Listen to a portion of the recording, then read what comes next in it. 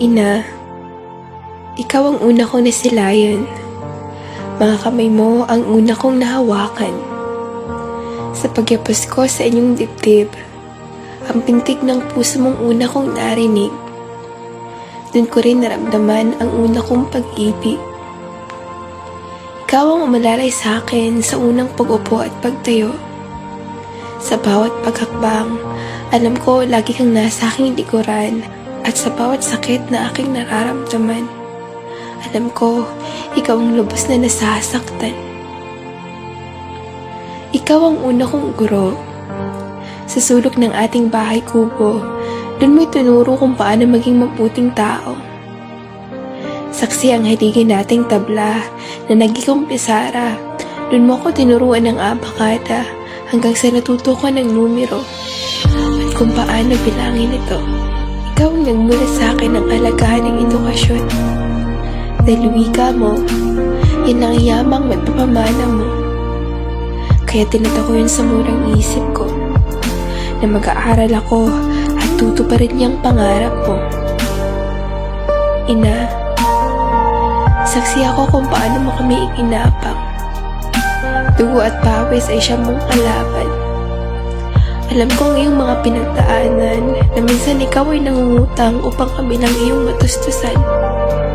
Ina, saksi ako sa inyong pag-iyak.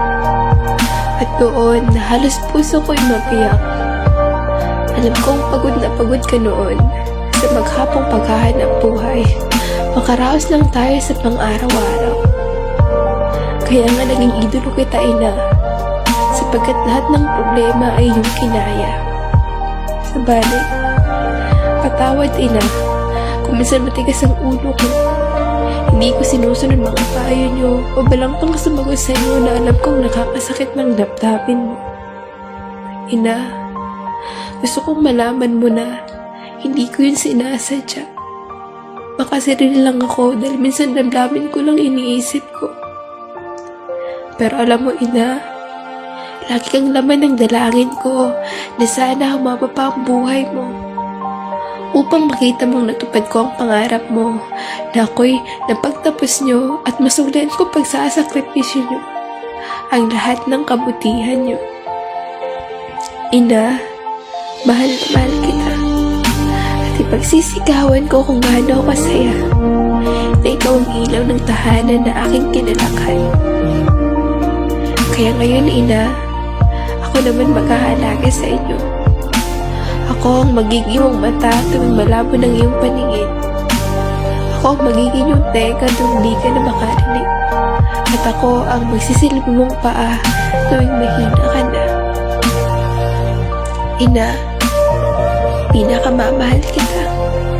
Kaya dalangin ko makasama pa kita para may kwento ko sa inyong mga apo na isa ka sa mga taong naging yaman ko, na minahal ko at pinagmamalaki ko buong buhay ko.